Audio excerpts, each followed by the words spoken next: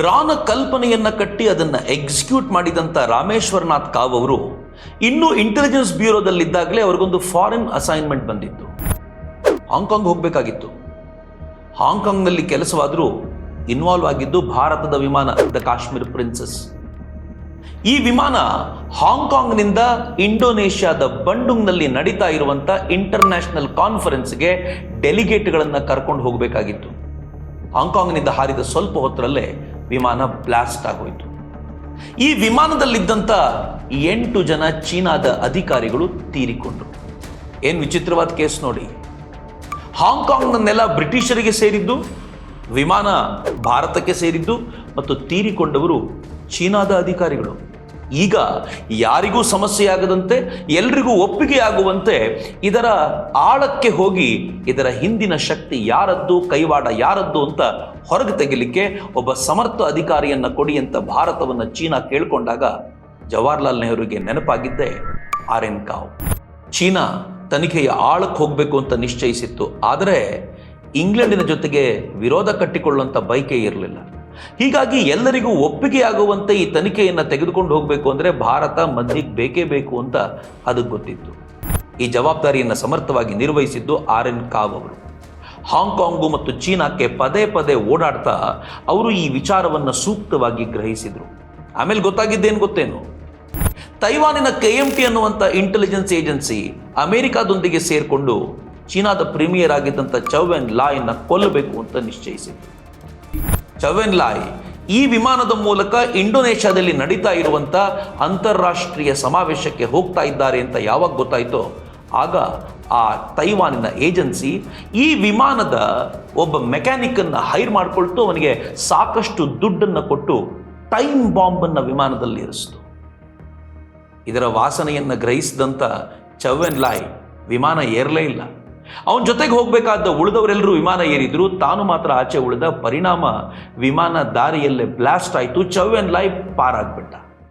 ಈ ಎಲ್ಲ ವಿವರವನ್ನು ಹೆಕ್ಕಿ ತೆಗೆದು ಚೀನಾದೊಂದಿಗೆ ಬೇಕಾಗಿರುವಂಥ ಸಂಬಂಧವನ್ನು ಗಟ್ಟಿಯಾಗಿ ಉಳಿಸ್ಕೊಳ್ಳಿಕ್ಕೆ, ಆ ಮೂಲಕ ಇಂಗ್ಲೆಂಡಿನೊಂದಿಗೂ ದ್ವೇಷ ಬರದಂತೆ ಕಾಪಾಡಿಕೊಳ್ಳೋದರಲ್ಲಿ RN ಕಾವ್ ಅವರ ಪಾತ್ರ ಬಹಳ ದೊಡ್ಡದಾಗಿತ್ತು.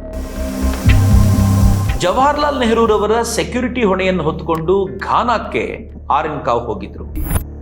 ಘಾನಾದ ಪ್ರಧಾನಮಂತ್ರಿ ಜವಾಹರ್ಲಾಲ್ ನೆಹರೂರವ್ರ ಜೊತೆ ಮಾತನಾಡ್ತಾ ತಮಗೊಂದು ಫಾರಿನ್ ಇಂಟೆಲಿಜೆನ್ಸ್ ಏಜೆನ್ಸಿಯನ್ನ ಕಟ್ಟಲಿಕ್ಕೆ ಭಾರತ ಸಹಕರಿಸಬೇಕು ಅಂತ ಕೇಳಿಕೊಂಡ್ರು. ಇದರ ಪ್ರಕಾರ 2 ಪ್ರಮುಖ ಉದ್ದೇಶ ಇದ್ವು. ಮೊದಲನೇದು, ಘಾನಾದ ಕೆಲವು ಅಧಿಕಾರಿಗಳನ್ನ ಭಾರತದಲ್ಲಿ ಇಂಟೆಲಿಜೆನ್ಸ್ ಸಂಗ್ರಹಕ್ಕೋಸ್ಕರ ತಯಾರಿ ಮಾಡಿಕೊಡಬೇಕು, ಟ್ರೈನಿಂಗ್ ಕೊಡಬೇಕು.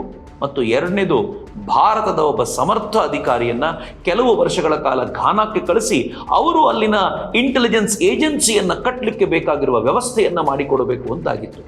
ಇಂಟೆಲಿಜೆನ್ಸ್ ಬ್ಯೂರೋ ಮತ್ತು ಜವಾಹರ್ಲಾಲ್ ನೆಹರು ಒಂದೇ ಹೆಸರನ್ನ ಆಲೋಚನೆ ಮಾಡಿದ್ರು, ರಾಮೇಶ್ವರನಾಥ್ ಕಾವ್, RN ಕಾವ್.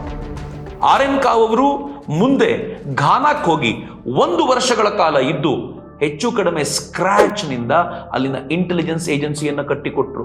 ಮಿತ್ರರೇ, ಸ್ಕ್ರಾಚ್ ಅಂದರೆ ಸ್ಕ್ರಾಚೇ. ಅದಕ್ಕೆ ಬೇಕಾಗಿರುವಂಥ ಆಫೀಸು, ಬೇಕಾಗಿರುವಂಥ ಕುರ್ಚಿಗಳಿಂದ ಹಿಡಿದು ವಿದೇಶಗಳಿಂದ ಮಾಹಿತಿ ಕಲೆ ಹಾಕಲಿಕ್ಕೆ ಬೇಕಾಗಿರುವಂಥ ತೀಕ್ಷ್ಣಮತಿಯವರೆಗೂ ಎಲ್ಲವನ್ನೂ ತಯಾರಿ ಮಾಡಿಕೊಡೋದ್ರಲ್ಲಿ RN ಕಾವ್ ಅವರ ಪಾತ್ರ ಬಲು ದೊಡ್ಡದ್ದು. ಮುಂದೆ ರಾನ ಕಟ್ಟಲಿಕ್ಕೆ ಬೇಕಾಗಿರುವಂಥ ಐಡಿಯಾಸ್ಗಳನ್ನೂ ಕೂಡ ಈ ಘಾನಾದ ಯೋಜನೆ ಅವರಿಗೆ ಒದಗಿಸಿಕೊಡ್ತು. 1962 ನೆಹರು ಪಾಲಿಗೆ ದ ಇಯರ್ ಆಫ್ ಡೆಸ್ಪರೇಷನ್. ಹಿಂದೂ ಚೀನಿ ಭಾಯಿ ಭಾಯಿ ಅಂತ ಎಲ್ಲೆಡೆ ಹೇಳ್ಕೊಂಡು ತಿರುಗಾಡ್ತಿದ್ರು. ಅದೇ ಚೀನಾ ನೆಹರೂರವರು ಮುಟ್ಟಿಕೊಂಡು ನೋಡ್ಕೊಳ್ಬೇಕಾದ ಆಘಾತವನ್ನು ಮಾಡಿತು. ಚೀನಾ ಭಾರತದ ಮೇಲೆ ಆಕ್ರಮಣ ಮಾಡಿತು, ಭಾರತದೊಳಗೆ ನುಗ್ಗಿ ಬಿಡ್ತು. ಡೆಸ್ಪರೇಷನ್ ಅಲ್ಲಿ ಅಮೆರಿಕಾದ ಅಧ್ಯಕ್ಷರಿಗೆ ಪತ್ರ ಬರೆದ ನೆಹರು ಹೇಗಾದ್ರೂ ಮಾಡಿ ಚೀನಾದಿಂದ ನಮ್ಮನ್ನು ಕಾಪಾಡಿ ಅಂತ ಗೋಗರೆದರು. ಯಾವಾಗ ಅಮೆರಿಕ ನಮ್ಮ ಪರವಾಗಿದೆ ಅಂತ ಗೊತ್ತಾಯ್ತೋ ಚೀನಾ ಸದ್ದಿಲ್ಲದೆ ಕಾಲ್ ಕೀಳಬೇಕಾದಂಥ ಪರಿಸ್ಥಿತಿ ನಿರ್ಮಾಣವಾಯಿತು. ಆದರೆ ಇವೆಲ್ಲದರ ನಡುವೆ ಭಾರತದ ಇಂಟೆಲಿಜೆನ್ಸ್ ಏಜೆನ್ಸಿ ಯಾವುದಕ್ಕೂ ಸಾಕಾಗ್ತಾ ಇಲ್ಲ ಅಂತ ಗೊತ್ತಾಯಿತು. ಆಗಲೇ IBಯನ್ನು ಮೀರಿದ, ಇಂಟೆಲಿಜೆನ್ಸ್ ಬ್ಯೂರೋ ಅನ್ನು ಮೀರಿದ ಒಂದು ಸಮರ್ಥವಾದ ಸಂಸ್ಥೆಯನ್ನು ಕಟ್ಟಿ ವಿದೇಶಗಳಿಂದ ಮಾಹಿತಿ ಕಲೆ ಹಾಕಲಿಕ್ಕೆ ನಾವು ತಯಾರಿ ಮಾಡಬೇಕು ಅಂತ ಅನ್ನಿಸಿದ್ದು. ಅದರ ಹಿನ್ನೆಲೆಯಲ್ಲಿಯೇ ಏವಿಯೇಷನ್ ರಿಸರ್ಚ್ ಸೆಂಟರ್ ಮತ್ತು ಸ್ಪೆಷಿಯಲ್ ಫ್ರಾಂಟಿಯರ್ ಫೋರ್ಸ್ಗಳನ್ನು ಆರಂಭಿಸಲಾಯಿತು.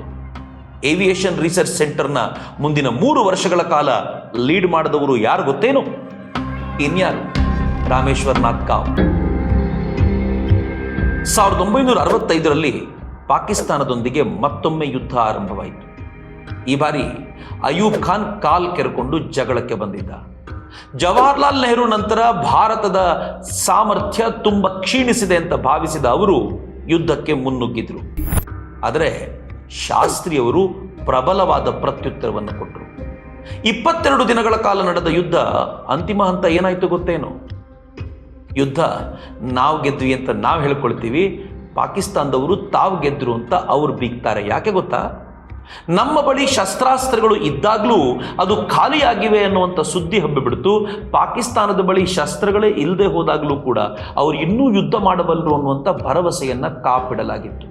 ಕೊನೆಗೆ ಭಾರತ ಅನಿವಾರ್ಯವಾಗಿ ಯುದ್ಧ ವಿರಾಮಕ್ಕೆ ಸಹಿ ಮಾಡಬೇಕಾಗಿ ಬಂತು. ಅಕಸ್ಮಾತ್ ಯುದ್ಧ 2 ದಿನಗಳ ಕಾಲ ನಡೆದಿದ್ರೂ ಭಾರತ ಮತ್ತು ಪಾಕಿಸ್ತಾನದ ಇವತ್ತಿನ ಸ್ಥಿತಿಗತಿಗಳು ಬೇರೆನೇ ಆಗಿರ್ತಿದ್ವು. ನಮ್ಮ ಇಂಟೆಲಿಜೆನ್ಸು ಸಾಕಾಗೋದಿಲ್ಲ ಅಂತ ಮತ್ತೊಮ್ಮೆ ಪ್ರೂವ್ ಆಯಿತು.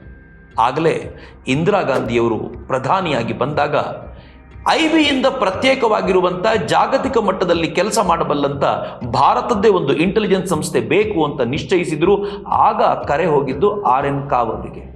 ಘಾನಾದಲ್ಲಿ ಸ್ಕ್ರ್ಯಾಚ್ನಿಂದ ಇಂಟೆಲಿಜೆನ್ಸ್ ಏಜೆನ್ಸಿಯನ್ನು ಬಿಲ್ಡ್ ಮಾಡಿದಂಥ RN ಕಾವ್ ಅವರು ಭಾರತದಲ್ಲಿ ಸಕ್ಸಸ್ಫುಲ್ ಆದ್ರ? ಅವರಿಗಿದ್ದ ಅಡೆತಡೆಗಳೇನು, ಅದನ್ನು ಗೆಲ್ಲೋದಕ್ಕೆ ಅವರು ಬಳಸಿದ ಮಾರ್ಗಗಳೇನು? ಮುಂದಿನ ಎಪಿಸೋಡ್ನಲ್ಲಿ ಹೇಳ್ತೀನಿ. ಅಲ್ಲಿವರೆಗೂ ನಮಸ್ಕಾರ. ವಂದೇ ಮಾತರಂ. ಜೈ ಹಿಂದ್.